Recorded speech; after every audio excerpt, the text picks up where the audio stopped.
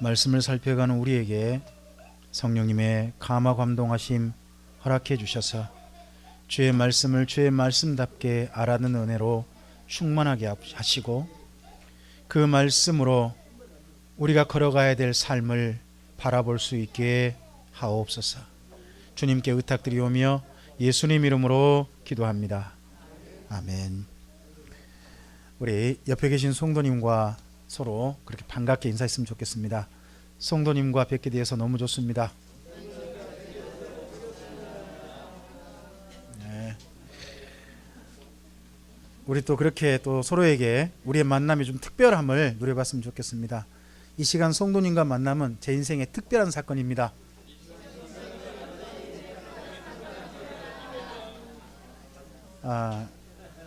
우리 인생에 추억해 볼 만한 사건, 참 돌이켜보면 기억에 남는 게 여러 가지 있죠.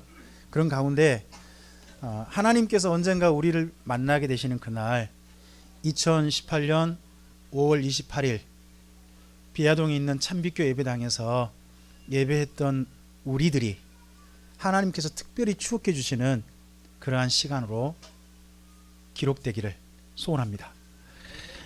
오늘 연속극으로 말하면요, 시청률 대박 나오는 장면입니다. 앞서서 있던 장면보다 여러분 제일 궁금했던 게 반전 이러다가 주인공이 드디어 대반전 이룰 때 시청률 팍 올라가잖아요. 참 주인공과 남자 중 여자 주인공이 뽀뽀하려다가 못하다가 마침내 뽀뽀하려고 멈추면 그 다음 주 꼭 보잖아요. 그런 것처럼 오늘 참 어마어마한 대반전이 있는 장면을 가게 됩니다. 제가 읽어본 거에 의하면요, 제가 판단하기 그렇습니다. 우리가 오늘 만나게 될 창세기 44장에서 45장은요 감정적인 언어가 제일 많이 쓰인 곳입니다. 감정적 언어. 그러니까 감정이 아주 그냥 대격동을 이룹니다. 이건 수많은 감정들이 막 그냥 정신없이 반전을 막 이룹니다. 맨 첫 번째, 지난 43장에서요 끝이 이렇게 끝납니다. 함께 즐거워하였다. 일단은 즐거움으로 끝납니다. 근데 지금 요셉은 형들을 이제 보내려고 합니다. 보낼 때요, 요셉의 마음에 형들을 보내야 된다는 생각이 있을까요? 이 애굽으로 와야 한다는 생각이 있을까요? 진짜 아마도 요셉은요, 자기 마음속에 지난번 형들이 와서 절할 때 꿈이 생각났죠? 꿈이 생각나고 하면서 요셉은 꿈 생각나면 반드시 해보는 게 해석입니다. 하나님께서 왜 그런 꿈을 꾸게 하셨지? 하고 해석해보는 게 있습니다. 그래서 요셉의 평생은 이렇게 말할 수 있습니다. 해석은 하나님께 있습니다. 내 인생의 모든 일의 해석은 하나님께 있습니다. 하는 게 요셉의 평생이에요. 저와 여러분 삶에 수많은 사건들이 있죠. 만남도 있을 것이고 여러 가지 일도 겪게 됩니다. 그런 가운데서 내 인생의 그 모든 일의 해석은 하나님께 있습니다 라고 걸음걸음을 걸어간다면 그분은 아마 요셉 같은 분이었겠죠. 요셉은 진작 지난번 만남 이후에 앞으로도 가뭄이 5년이나 더 있게 된다는 걸 알았습니다. 여러분, 제가 지난 시간 좀 말을 잘못했더라고요. 음식 먹거리 가지고 난 다음에 한 2년 정도 지나고 만났을 것이다. 근데 읽어보니까 그게 아니었습니다. 가자마자 바로 떨어져 버린 모양입니다. 얼마 지나지 않아. 그러니까 뭐 한 2년 가뭄이 들었을 때 한 2년 견딘 거죠. 근데 가서 음식 사왔는데, 먹거리 사왔는데 식량이 바로 떨어질 만큼 얼마 못 사온 것 같습니다. 그럼 이제 집에 존도 이번에 이제 또 조금 사갈 거 아닙니까? 그럼 어떻게 될까요? 이제 그러면 앞으로 어떻게 될까, 이 가족은? 그러니까 야곱은 그런 마음인 것 같죠. 제발 가뭄이 올해로 멈춰라. 올해를 제발 멈추기를. 근데 요셉은 이미 바로의 꿈을 통해서 알고 있죠. 앞으로도 몇 년이나 더, 5년이나. 그럼 이번에 더구나 그 아버지가 보낸 돈을 액수를 봤을 거 아닙니까? 보면 지난번보다 아마 돈이 더 적었을 것 같거든요. 그죠? 그 돈 그대로 가져오고 나머지 양식살도 가져왔으니까 아버지 집에 뭐가 없구나. 돈도 없구나. 그럼 이대로 가면 도저히 못 견디겠구나 하는 충분히 봤을 거라고 저는 생각합니다. 그런 요셉이라면. 그런 다음에 더더구나 요셉이라면 아버지 속히 모셔야 되겠다. 가족 빨리 모셔야 되겠다는 마음이 저는 있을 걸로 생각합니다. 그런데 그러기 전에 과연 형들이 함께 살 만한 분들인가 좀 알고 싶은 겁니다. 그래서 이번에 형들이 이제 보내면서 먼저는 저는 베냐민이 담는 식량 자루에만 넣은 줄 알았더니 그게 아니고 모든 형들에게도 돈은 다 넣었어요. 형들에게는 다 돈 넣고요. 대신 베냐민한테 어떻게 넣느냐? 돈과 함께 은잔도 넣었습니다. 여러분 창세기 읽다 보면 좀 느끼는 게 벌써 지금 이게 몇 년 전 이야기죠? 지금으로부터 약 3,500년 전 그렇게 됩니다. 3,000년, 3,500년 일이거든요. 근데 뭐가 통용돼요? 돈.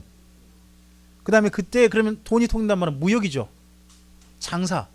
그러니까 여러분 상인 장사는 굉장히 오래된 인류에 함께하는 겁니다. 그리고 돈은 우리나라도 돈이 별로 만들어진 지 오래되지 않았다고 보거든요. 그러나 돈은 굉장히 오래됐습니다. 여러분 돈은 무엇으로 만들었을까요? 그때 돈은. 자, 1번 금, 2번 은, 3번 동, 4번 철, 5번 조개. 너무 많습니까? 오지선다? 자, 이 중에서 1번 금,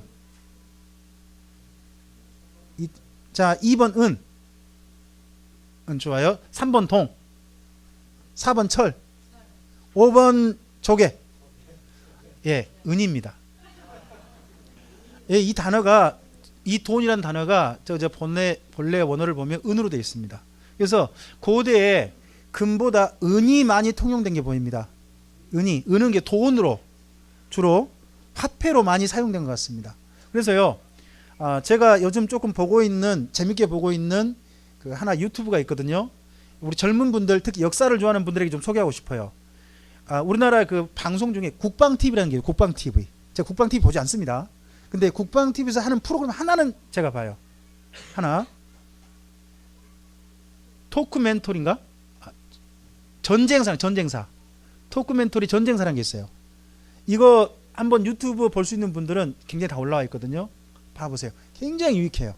특히 역사를 좋아하시는 분들은 한번 보시면 정말 한 전쟁과 거기에 관련된 역사, 경제, 왜 이런 상황이 나왔고 이런 무기가 어떻게 발달됐는지 하는 게, 또 이 전쟁은 어떤 결과가 있었는지 하는 것이 정말 전문가들의 어떤 식견과 함께 재밌게 이야기되고 있어요.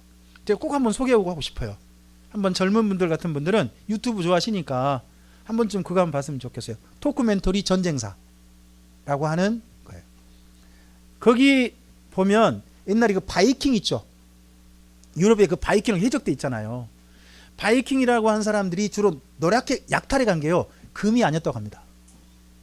이 바이킹은 원래 약탈한 해적일 뿐만 아니라 장사꾼들이었대요. 장사꾼들은 돈이 통용돼야 되잖아요. 그래서 바이킹들이 우선했던 건 항상 은이었다고 합니다. 은을 가져갔다고 해요. 그런 것처럼 은으로서 동전으로, 그러니까 어떻게 보면 거래 단위로 활용했던 역사가 굉장히 오래됐다는 이야기죠. 여기 성경 여기도 은입니다. 은을 가지고 활용합니다. 자, 그 돈과 함께 주머니 다 넣었습니다. 넣고 난 다음에 그냥 보낸 거죠. 일단 보내고서 잠깐 있다가 아침 일찍 보내고 조금 있다가 자기 집 하인한테 쫓아가라. 쫓아가서 잡아놓고, 왜 내 주인이 뭘 가져갔다? 돈은 안 따집니다. 뭘 가져갔다? 은잔을 따집니다. 은잔 있는 사람은 어떻게 한다? 그러니까 이 집 모든 이제 12형제가 다 자기들은 결배 가잖아요. 자기들은 가져간 적이 없으니까 발견됐다면 우리 모두가 종이 되겠습니다 라고 말합니다. 근데 주머니를 열어봅니다. 열어보니까 뭐가 나와요? 첫째부터 열거든요. 뭐가 나와요? 돈이 나와요. 루벤 놀랐겠죠. 자기 넣은 적 없는데 돈들이 다 나왔습니다. 근데 돈은 안 따진다겠죠. 돈은 안 따진다고 하지 않습니까? 뭐는 따지겠다. 다 돈이 나오니까 다 놀랐을 것입니다. 맨 막내까지 여는데, 막내가 설마, 그런데 막내 루벤 주머니에 뭐가 나와버려요? 은잔이 나와버리는 거예요. 은잔이 나오니까 모든 사람이 다 옷을 찢고 따라가려고 하는 거예요. 그때 종이 말합니다. 내 주인이 말하기를 은잔 나온 한 사람만 잡으러 오겠다. 나머지는 가라 합니다. 여러분 집에 누가 기다리고 있어요? 뿐만 아니라 아버지만 기다리고 있는 게 아니잖아요. 누가? 자기 지금 아내와 자기 애들이 다 기다리고 있어요. 여러분 지금 이들이 그냥 놀러 온 거 아니란 말이에요. 자기가 지금 먹거리가 떨어져서 왔어요. 지금 속히 어떻게 해야 돼요? 빨리 가야 돼요. 가족들이 다 기다리고 있단 말이에요. 안 들어간 만큼 굶어야 돼요. 어떤 일 당할지 모른단 말이에요. 근데 기회를 주는 거예요. 누구 한 사람만. 은자 나온 한 사람, 나머지는 어떻게 해라? 여러분 이때 어떻게 선택하겠어요? 근데 10명의 형제가 그 형들도 전부 다 옷을 찢고 베냐민과 함께 다시 요셉에게로 오는 겁니다. 요셉은 기다리고 있었습니다. 요셉의 생각에는 참 복잡했겠죠. 베냐민 혼자 올까? 다 올까? 복잡했겠죠. 근데 누가 어떻게 돼요? 다 오는 거예요. 다 왔는데 이 형제들의 대표가 누구예요? 예, 오늘 거기 44장에 14절 이하 보시면 그때부터 유다가 대표인 게 보입니다. 루벤이 대표가 아니에요. 14절 봐보세요. 유다와 그의 형제들이. 16절 누가 말합니까? 유다가 말합니다. 그리고 18절 누가 말합니까? 유다가. 그러니까 이 11명의 형제의 대표는 누구예요? 유다입니다. 유다가 상당히 국제적인 인물 같습니다. 어느 나라 말로 했을까요? 통역을 두었을까요? 아니면 우린 모르죠. 모르지만 지금 현재 요셉과 유다가 지금 개인적으로 이야기를 하고 있거든요. 그렇다면 그 당시에 이 형제들 가운데서요, 국제적인 언어 이집트어도 나름 쓸 수 있는 사람이 유다였을지도 모릅니다. 유다가 한때 아버지 집 나갔죠. 나가서 그 가나안 땅에서 살 수 있잖아요. 그런 정도로 좀 어떤 범위가 좀 넓은 사람인데 유다가 이제 대표가 돼서 이야기합니다. 근데 그 이야기 가운데 이 베냐민에 대한 이야기가 참 마음에 저는 와닿았습니다. 여러분 20절 좀 볼까요? 유다가 베냐민에 대해서 이렇게 소개합니다. 읽어보죠. 우리에게 아버지가 있으니 노인이요 또 그가 노년에 얻은 아들 청년이 있으니 그의 형은 죽고 그의 어머니가 남긴 것은 그뿐이므로 그의 아버지가 그를 사랑하나이다 하였습니다. 여러분 아버지가 10명인 자기들보다 누굴 더 사랑을 알아요? 자기들은 사랑하지 않아요. 누군만 사랑해요. 근데요 베냐민만 사랑해. 옛날 같으면 어떻게 할까요? 전에 요셉과 그때 그 꿈꾸고 있던 그때 같으면 형들이 어떻게 했어요? 죽이거나 팔거나 그랬잖아요. 그럼 형들이 보니까 그래도 아버지가 누구만을 사랑해요? 베냐민만 사랑해요. 그런데 그런 아버지 곁을 떠나지 않고 집 떠났다가 다시 돌아온 사람들이 이 10명의 형제예요. 저는 보니까 아버지가 철든 게 아니라 아들들이 아버지를 먼저 이해하게 된 것 같아요. 우리 아버지한테는 누구만이 아내고 라헬만 아내고 자식은 누구밖에 없었다. 근데 그게 이해가 된 거예요. 아버지가 그만을 사랑하는 것도 이해가 된 거예요. 그래 아버지가 그럴 수밖에 없었겠다. 이해가 되니까 그런 아버지 곁에서 아버지로 가족으로 함께하고 있는 사람들이 이 10명의 형제됐다는 거죠. 그런 베냐민까지 끌어안고 있지 살아온 거예요. 아마도 이 가뭄이 있으니까 더더구나 그렇게 된 것 같습니다. 여러분 그래서요 우리의 삶에 어려운 일, 우리 가족에게 어떤 어려운 일이 당한다는 건요 때때로 물질 때문에 서로 마음이 나뉘고 있는 것 때문에 서로 욕심이 생기고 하는 집들을 정말 가족이라고 하는 사랑으로 뭉쳐지게 하는 기회일지도 모릅니다. 그래서요 하나님께서는요 우리의 삶에 꼭 좋은 일만 허락하지 않는다고 저는 봅니다. 이 모든 게 합력하여서 선을 이루게 하실 줄로 믿습니다. 우리 사랑하는 성도님에게 한번 그렇게 삶을 응원합시다. 모든 것이 합력하여 선을 이루게 하실 것입니다.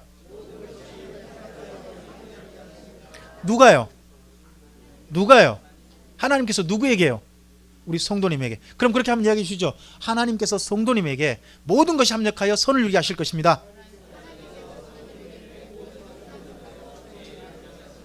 우리가 정말 하나님의 사람들이라면 하나님께서는 이 모든 걸 통하여서 이렇게 합력하여 선을 이루게 하실 줄로 믿습니다. 이 가정이 이렇게 해서 가족이 되어 있습니다. 가족이. 그래서 아들들이 가족이 되어 있어요. 그러면서 이 유다가 요셉에게 청합니다. 아직 요셉인 줄 모르죠. 누구요? 총리요. 더더구나 그 은장 가져간 사람 어떻게 하겠다고? 종으로 삼겠다. 죽이지는 하잖아요. 종으로 삼겠다. 그러면서 유다가 이 10명의 형제에게 말합니다. 베냐민만 남고 어떻게 해라? 가라. 지금 집에 누가 기다리고 있지 않냐? 아버지가 있지 않냐? 가족이 있지 않냐? 빨리 가라. 얘만 놔두고 가라.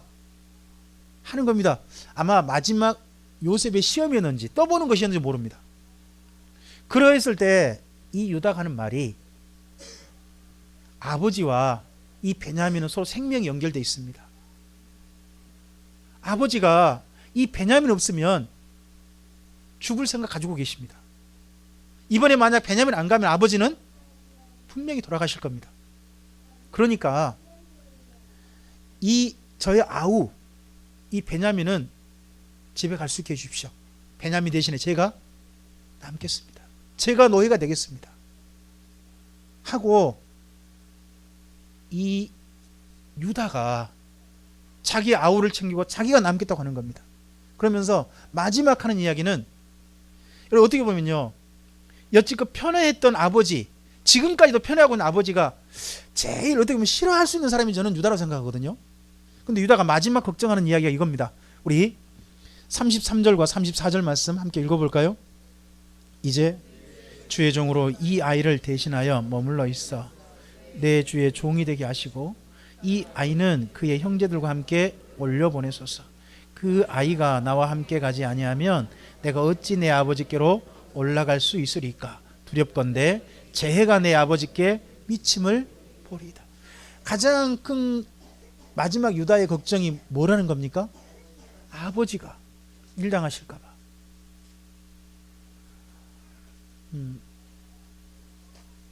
예전 유다가 아닌 거죠. 그리고 여러분 여기 유다가 제발 베냐민은 보내라고요. 아우에 대해서 일부러 깎아서 말을 합니다. 아이라고. 자꾸 끝까지 아이라고 그러죠. 여러분 이때 베냐민이 나이가 얼마나 됐을까요?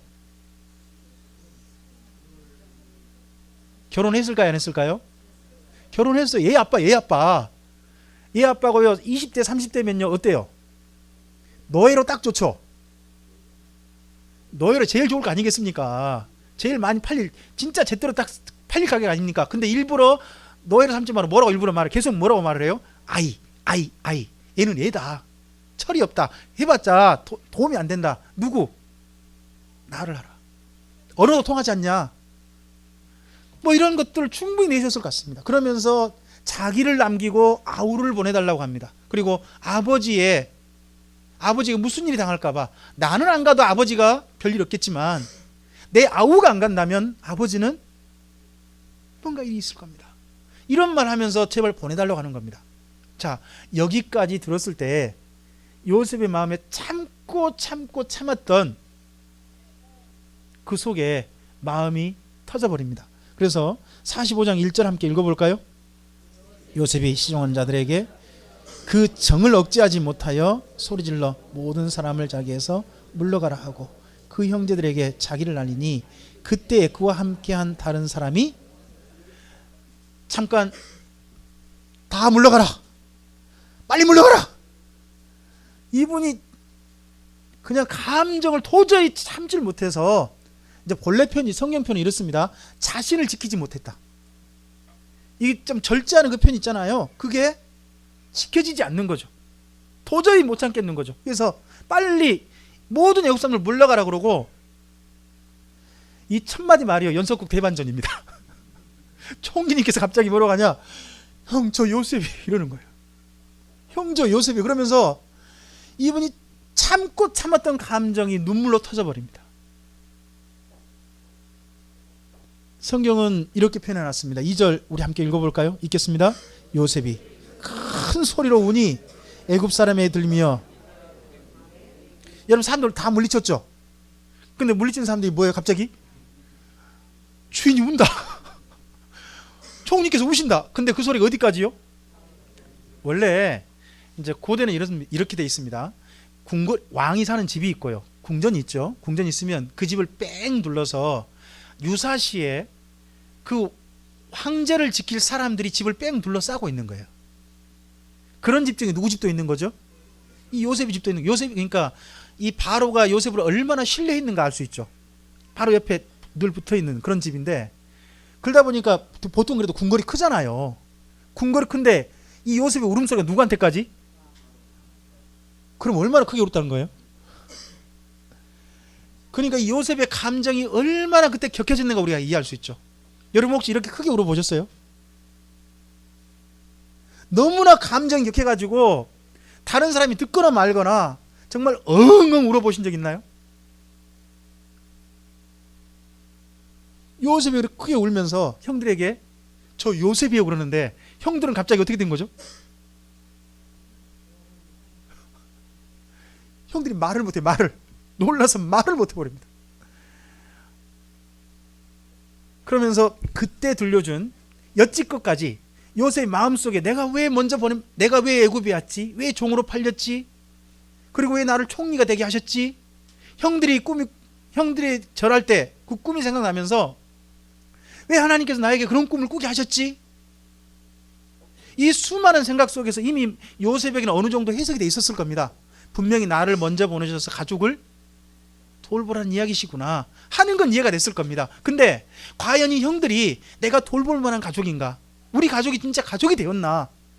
하는 것들은 아직 마음에 미심쩍었을 겁니다. 근데 이번에 이 형들이 이 베냐민 한 명 지키겠다고 다 옷을 찢고 자기 앞에 엎드려 있고 자기를 종으로 삼고 동생을 보내달라고 하는 그 형의 이야기를 듣고서, 아, 이제 우리 가족이 진짜 한 가족이구나. 12명의 따로따로 된 그런 사람들이 아니라 우리가 바로 야곱이네라고 하는 한 가족이구나. 여러분, 이것을 정말 확인했을 때 요셉은 너무 마음이, 참고 참았던 마음을 도저히 어찌할 수 없어 울고, 그러면서 자기가 여지껏 생각했던 이야기를 형들에게 들려줍니다. 이 부분 우리가 함께 읽어봐야 됩니다. 여러분 4절부터 우리 8절까지, 여러분 4절 옆에다가 한번 그렇게 해놓으셨으면 좋겠습니다. 요셉의 해석.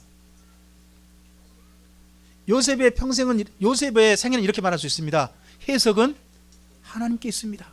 한데 자기 인생에 대한 해석을 이렇게 합니다. 4절부터 8절까지 함께 읽겠습니다.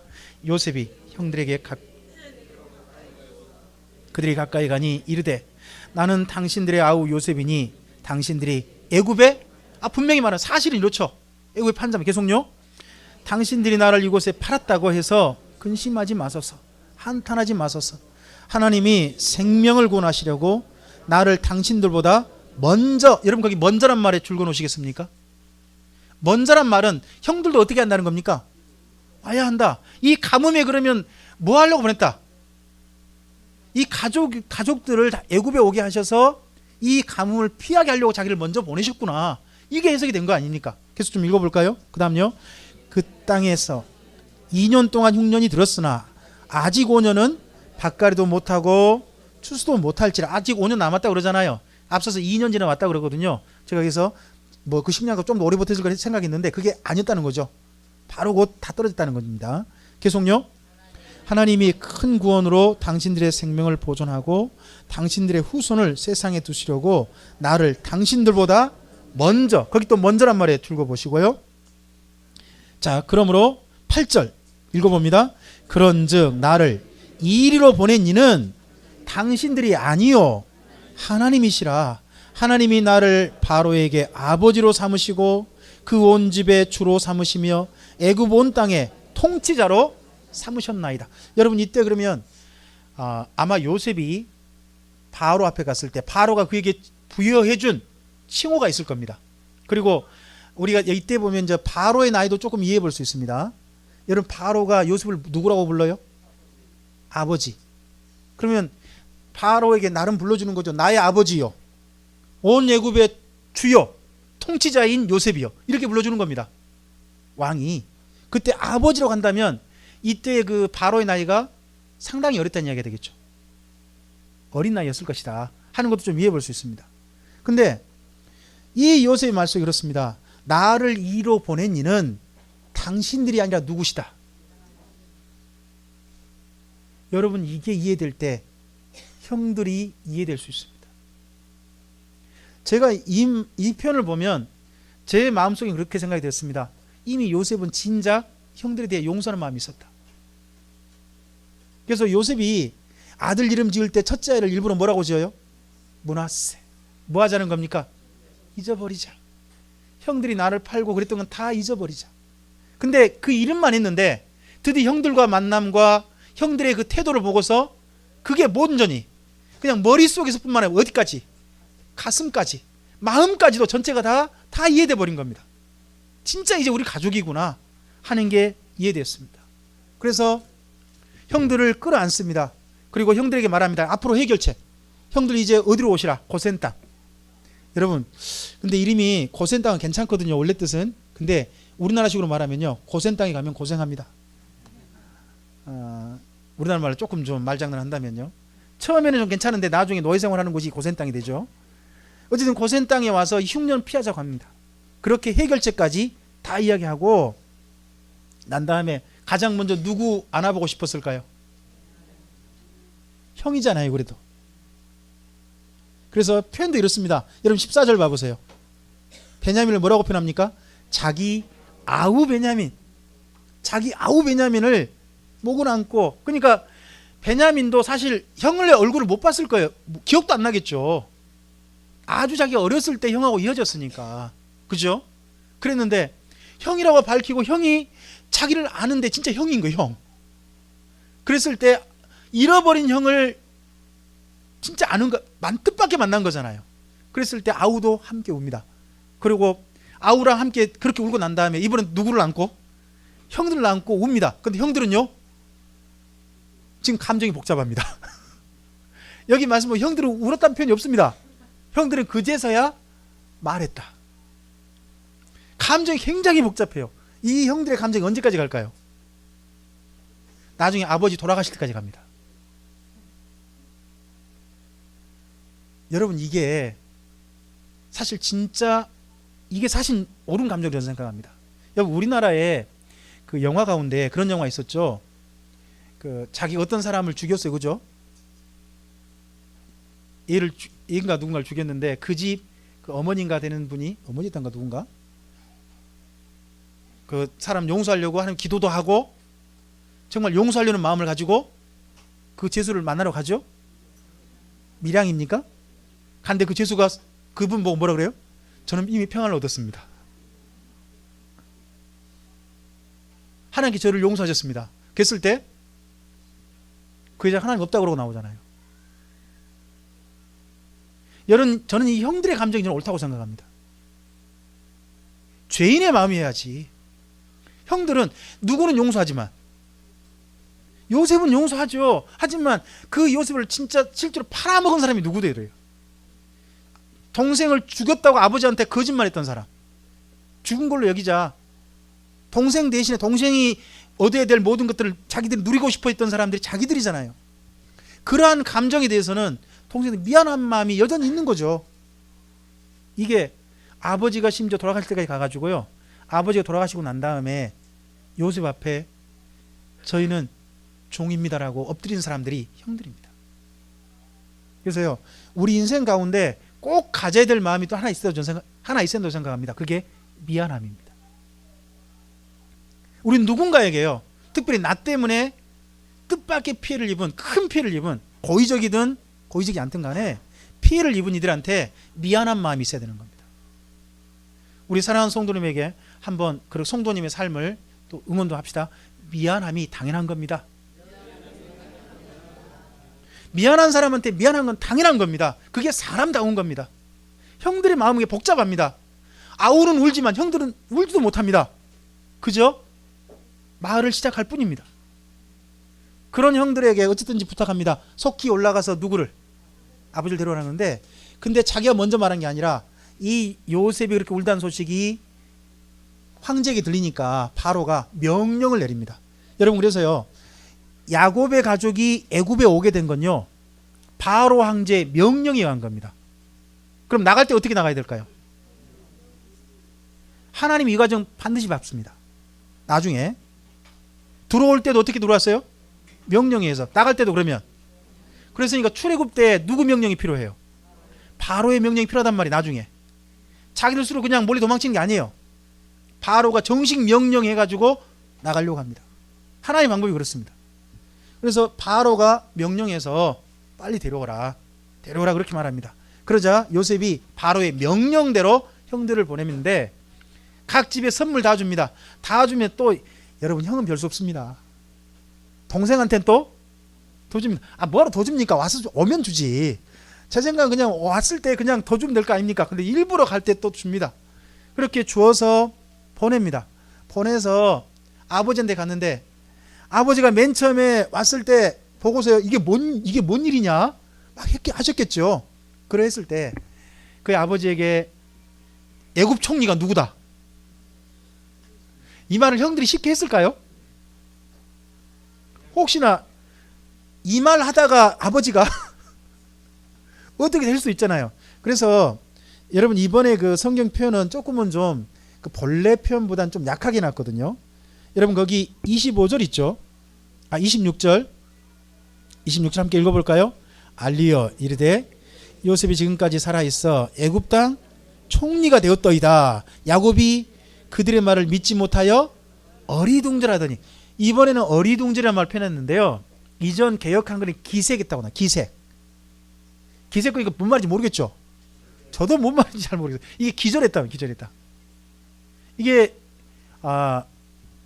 본래 성경 단어다가 봐도 무력해지다, 힘이 쫙 빠지다, 그리고 감각이 없다, 이런 표현이거든요. 저는 그래서 어리둥절보다는 기절된 표현이 훨씬 더 옳다고 생각합니다. 갑자기 요셉 소리 듣고요, 아마 형들이 조심스럽게 이야기했을 것 같은데 아버지는 그 충격에 했다는 겁니다. 다시 정신 차려보니까 뭐가 보여요? 아버지 보세요. 누가 보냈어요? 요셉이 보냈어요. 뭐예요? 수레. 이거 보고 힘이 났더라는 겁니다. 그러면서 이때 표현이 또 재밌는데, 앞서서 표현에는 전부 다 이스라엘 이렇게 했죠, 보낼 때. 근데 이번 표현에는 막 섞여요. 여러분 25절에는 갑자기 거기에선 아버지 야곱이죠. 그리고 난 다음에 또 27절도 아버지 야곱이죠. 야곱만 봐보세요. 아버지 야곱이죠. 그런데 28절은 뭐라고 해요?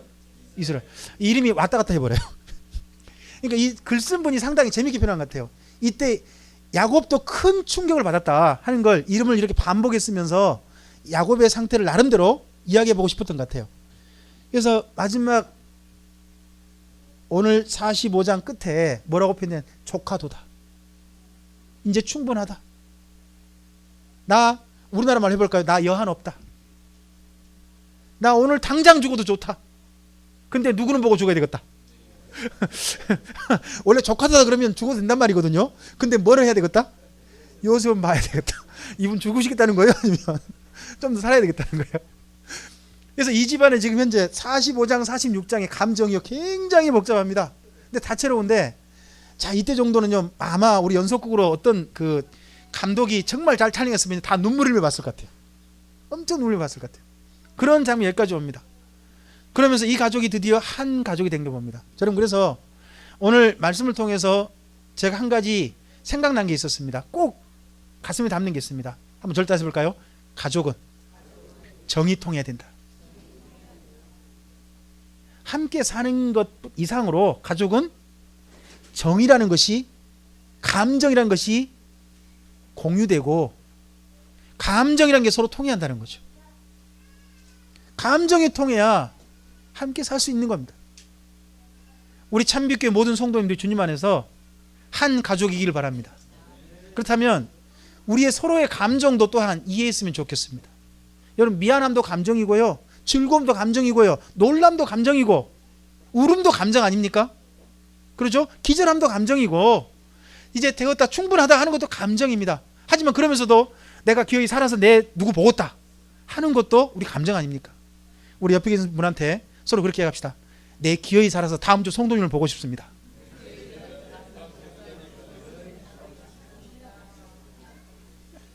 주님 안에 꼭 그렇게 했으면 좋겠습니다. 주님 안에 이런 아름다운 가족으로 우리 사랑하는 가족들과 함께 하시고, 또 우리 참빛교회 성도들이 가족으로서 주님 안에서 아름답게 삶을 누려가기를 저는 소원합니다. 이러다가 언젠가 주님 앞에 함께 예수님 안에 한 가족으로 함께 만나게 되는 그런 은혜 또한 꼭 있게 되기를 바랍니다. 우리 잠시 기도하겠습니다. 주님 감사합니다. 오늘 야곱인의 가족이 드디어 한 가족 되는 것을 보게 됩니다. 요셉이 얼마나 많이 형들에 대해서, 동생에 대해서, 가족에 대해서 생각을 많이 했겠습니까? 근데 요셉의 분명한 해석, 그의 감정이 폭발하면서 나왔던 그의 해석이 바로 하나님께서 이들에게 들려주고 싶으신 이야기라고 저는 생각합니다. 우리의 삶 속에서도 수많은 사건이 있습니다. 수많은 만남이 있습니다. 수많은 걱정거리도 있고 수많은 감정도 오갑니다. 그러한 가운데서 우리에게도 분명한 하나님 안에서의 해석이 되기를 소원합니다. 그리고 감정이 통하고 정이 통하는 가족으로 우리가 함께 서로의 손을 잡기를 원합니다. 우리 사랑하는 참빛교회 모든 성도들, 각 가정들, 그러한 가정들로 주님 안에 누리게 하시고 함께 손잡고 함께 또 보고 싶고 함께 살아서 또 만나고 싶은 사람들로 우리 사랑하는 참빛교회 모든 성도들이 각 가정의 삶을 누리고 또 우리 참빛교회 모든 성도들이 주님 안의 가족으로서 그렇게 서로를 바라볼 수 있는 그러한 은혜가 우리 모두에게 충만하게 해 주시옵소서. 의탁드리오며 예수님 이름으로 기도합니다. 아멘.